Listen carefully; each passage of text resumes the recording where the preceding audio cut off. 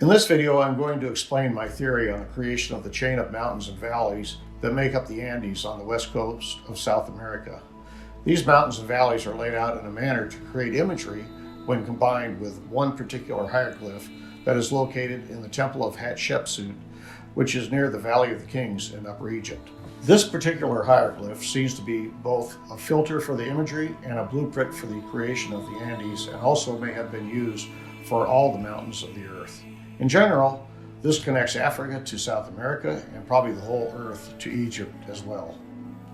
Is the Temple of Hatshepsut possibly the building where the creator of the earth planned and executed the moving of old mountains and valleys, or the old earth, to the new location as stated in the Bible, or what I call the new earth?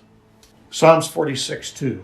For this cause we will have no fear, even though the earth is changed, and though the mountains are moved into the heart of the sea. Are the Andes created from mountains and land that was elsewhere on the original continent of South America? Were they destroyed and moved to create the mountains and coastline that we know today on the new earth? The Aborigines in Australia passed down verbally to their ancestors stories of the water in the ocean gradually rising. Some say this was due to global warming, or was it because the continents of the earth were being modified and the areas of the ocean were lessened, causing the water to rise, covering many cities and towns that had been on the coastline previously? Are the Giza pyramids the home point where massive machines would get their signals from in order to lay out the mountains and valleys on the earth in locations and directions that God wanted them? Did they use satellites above the earth to pick up signals from the pyramids and send those signals to the machines on the ground that were creating the mountains and valleys of the Andes? Right now you're seeing the hieroglyph in a certain location overlaying the Andes. The size and angle to true north of the hieroglyph is dictated by the Giza pyramids. The hieroglyph repeats itself every 4.32 miles left to right, and vertically it repeats itself every 3.49 miles. Magically, these two numbers relate back to the width and height of the Great Pyramid as well. Let's look at our first location now. I'm going to highlight some of the ridge lines in order to make them easier for you to see. Look at the lines on the hieroglyph and you'll see that they are the same as those on the earth. The hieroglyph as a filter may highlight or hide some areas or lengthen or shorten lines. It will complete squares and circles, such as eyes or machinery. You'll see that the hieroglyph also acts as a filter to add color to things like clothing or leaves.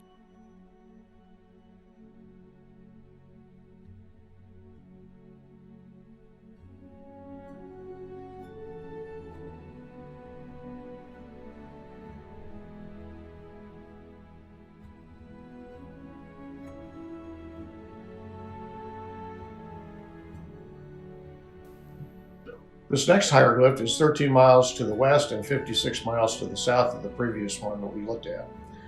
The direction is not from true north, but from the angle of 51.36 degrees, which is the same angle as the sides of the Great Pyramid.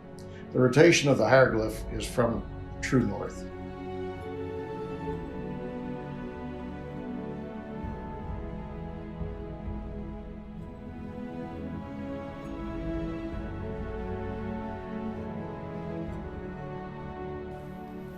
I'm going to highlight the same mountains and you'll see the similarities to the previous hieroglyph location. Even though they're similar, they're different. And if you were on the ground, you would never even notice or suspect this.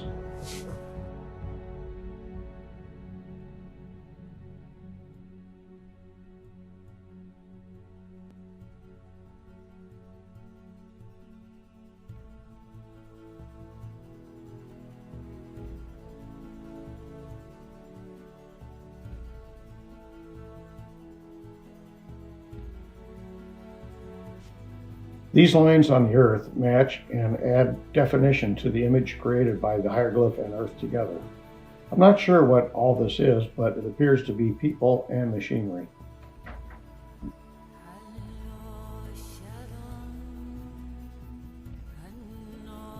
This is pretty obvious with the lake matching the white area on the hieroglyph. Notice all the other lines that match also.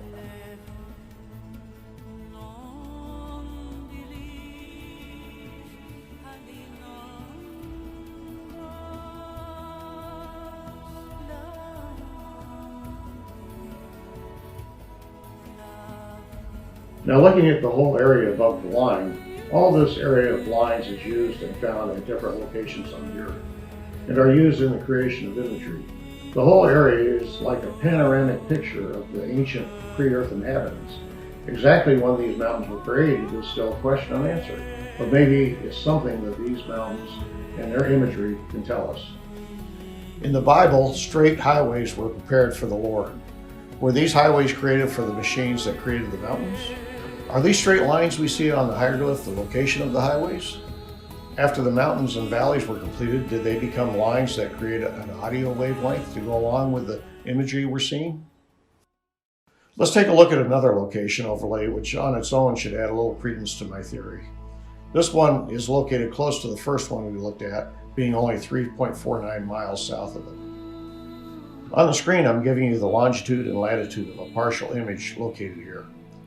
This is the image of a young woman wearing what appears to be a habit. You'll recognize it right away. Use your Google Earth and input these coordinates and hit search. Once you get to the location, rotate the map clockwise roughly 50 degrees. Zoom in to around 6,700 feet. You should see the lady wearing the habit with a bridge and a building in the background. When you add the hieroglyph overlay above it, it helps to complete the bridge, complete her wardrobe with a white band around her wrist, and bring out the faces of individuals just in front of her facing her direction. This particular image is created mostly from the earth with a low amount of transparency of the hieroglyph needed. Some images you'll find half the image is contained on the hieroglyph and half is contained on the earth.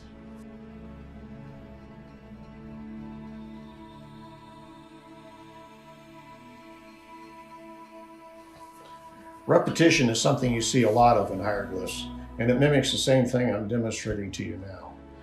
Brian Forrester showed a video with exactly what I'm talking about. Note the waving hands. Is this them saying, "Howdy, you finally figured this out"? According to Brian, these were warriors. I really get tired of it sounding like the only thing these people ever did was fight and destroy each other. To me, in this hieroglyph, they're saying, "Hi, how about we go fishing?"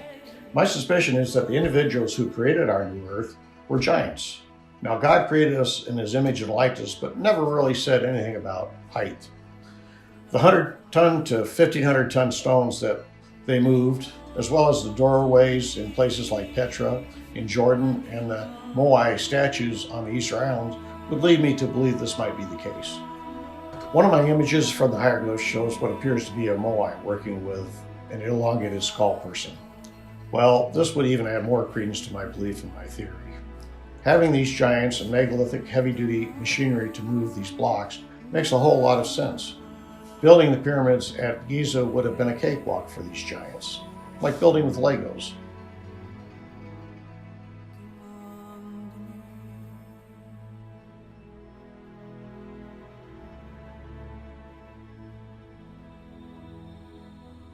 As I previously mentioned, these pyramids were part of a much bigger machine. These were the home points that all the machines would use to ensure that they were in the right location, traveling in the right direction, putting down or extruding the proper material and color. If you look at these pyramids, you can see that they were made and positioned with a reason in mind. People have stated that they were created as energy generators, tombs, or my favorite, grain silos. To store that much grain. And when you look at the way the pyramids are made. What? Grain silos? What idiots would create these massive stone structures as grain silos? If you really look at the pyramids and the interior structures as an engineerly, you can see interior areas that were built with sound in mind. And that's to deaden the sound, to keep it contained within the structure so as not to interfere with the signals that the pyramid was intentionally emitting. If you look at the Grand Gallery, you'll see the ceilings and walls taper down in steps in order to give the sound waves less to bounce off of and causing the waves to bounce around inside the chamber. You'll also notice this done in areas inside the Queen's chamber. Above the King's chamber are 5 chambers. The bottom 4 have flat bottoms and irregular rough surfaces on top. The top chamber has a pitched ceiling. My suspicion is whatever the machinery was that was operating in the King's chamber was excessively noisy and emitting the noise upward. In order to keep this noise from escaping the pyramid, they use the above chambers to deflect and lessen the sound waves, like a set of baffles and a muffler.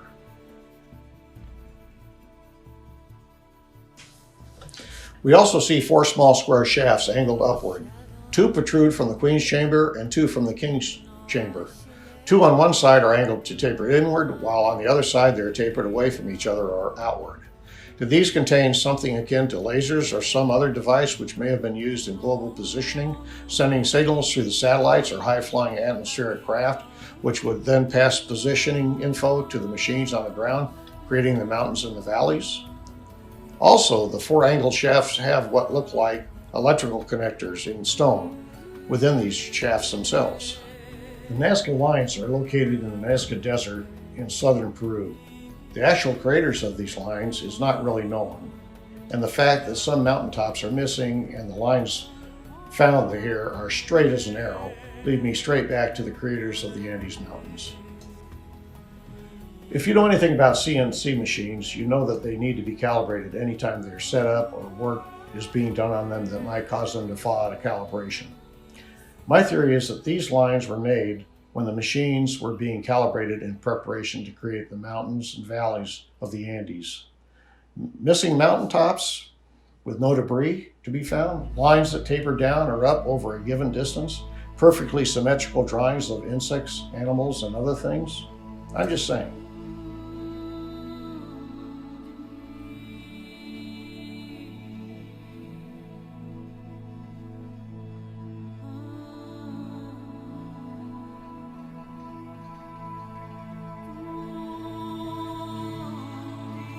All the mountains of the earth, including Mount Everest at 29,000 feet, have fossils who died at these elevations. If this were the case, these mountains would have had risen to this height from the seabed in several hours. Also, there isn't enough water on the earth, even with the polar caps melted, to cover these peaks. I believe the mountains were created a layer at a time, and that some of the material used was taken from the ocean floor and placed on the mountaintops, which would answer the question of how these fossils died at these high elevations.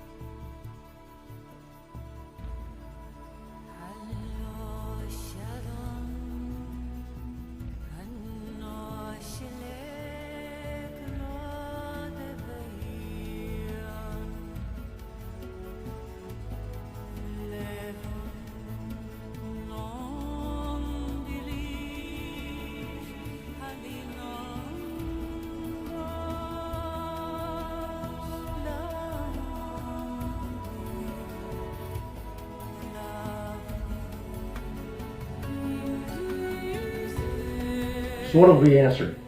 Well, 1, what the Giza pyramids were used for. 2, why the Nazca lines are there. 3, what the hieroglyphs are used for. And 4, why are there fossils that died on mountaintops?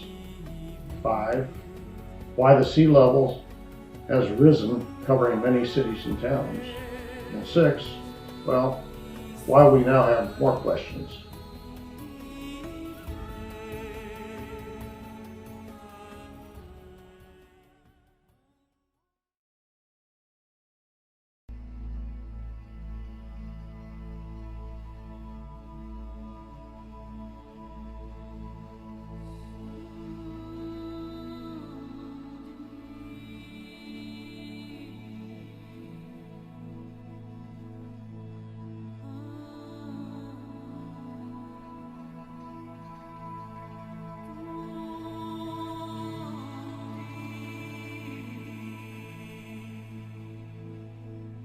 What I'm going to show you is how I work with this stuff.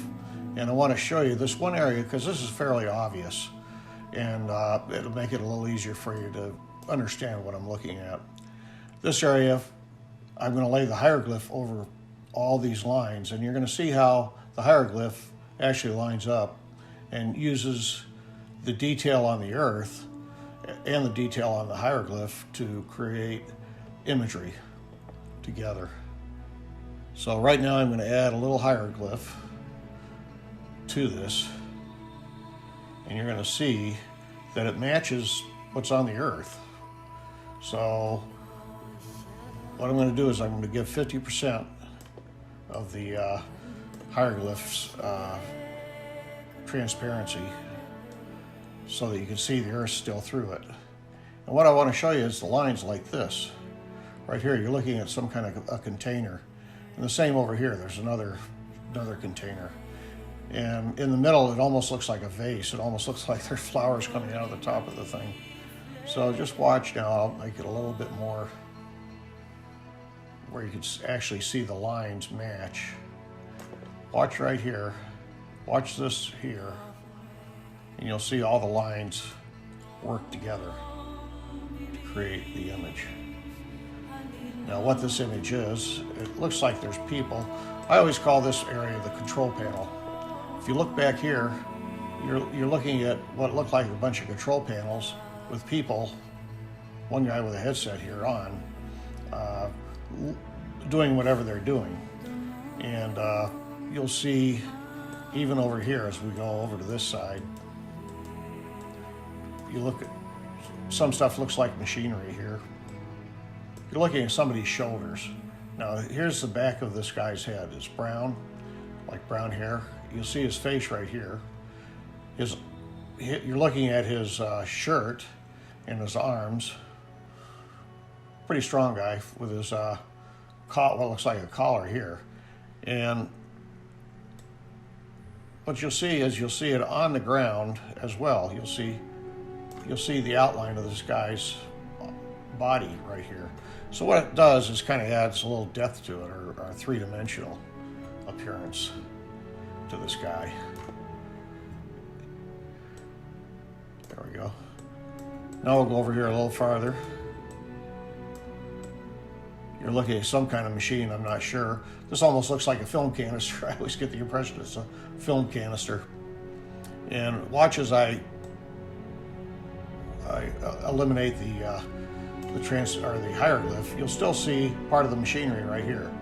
Now when I put it back in, you'll see how that lines up with the canister, and actually helps to create the two round sections on the canister there on the side here, right here and here. Over here, you're going to see it's a little spotty on this one, not really great, but you'll see what look like buildings in the background here. This almost looks like a window right here. And you're looking at buildings in the background. Here's a person here, kind of looking down here at what look like some kids maybe. And it's quite amazing. You go over here, and these things do change. You get movement. You'll see people actually move from one location to another. And we're kind of getting off. I think there's a certain area that they cover and a certain area they don't cover. You know, it's kind of like I guess you'd call it the page. I'm going off the page over there. But this is what really is amazing. Look at this square here. This is some kind of machinery or some device. But you'll see it's part of it's on the earth, and part of it's on the hieroglyph. Same down here. Look at this. This right here, this round device. You'll see it. Part of it's on the earth, part of it's on the hieroglyph. And this works to create imagery all the way across the whole hieroglyph. You get imagery all through here. It's quite amazing. But I just want to show you one thing too, one more thing here, is that you'll see when I'm going to turn this hieroglyph off there, okay, and I'm going to go to another hieroglyph, which is about 8.64 miles to the left, or to the east of the one we're looking at now. So hold on just a minute here. What I'm going to do is I'm going to create just a slight transparency with this one so that you'll see, here's the location I want you to pay attention to. And you'll see that this one, remember, is 8.64 miles to the east of the one I was using before. But what you'll see is it starts to add or use that same mountain, the same lines as the first one I showed you. But what it also does is you'll see that they work together. You can overlay one over the other, and I believe this is what creates your movement in the imagery. So I'm sure they had some method of doing this, but you'll see how they work together here. Pay attention to this area right in here, and you'll see that these both work together to create a slightly different image. Over here too, this guy, you may not see, but some people may move in the background.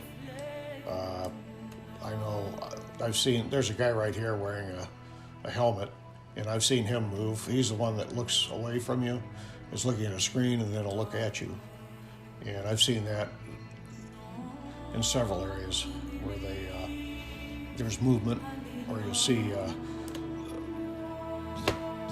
image will act as if it rotated or something. So you'll see, like if you have a pipe going across and you turn it, then you see the end of the pipe in the next image. So there is some kind of I guess what you'd call a video, I guess, in this too. But I just want you to see this, and it's just amazing here how these work together.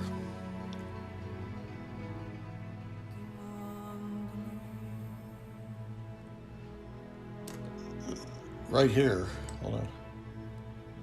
Right here, you're seeing a pedestal. It almost adds a wood grain to the pedestal, and that's holding up what appears to be a panel of some sort in the control room. Like I said, I call this the control room. And there's a monitor down here that the guy's looking at. So I'm sure if I had a better quality image of this hieroglyph, and we'd probably see more in clearer imagery, but I don't have that. So anyway, that's about it.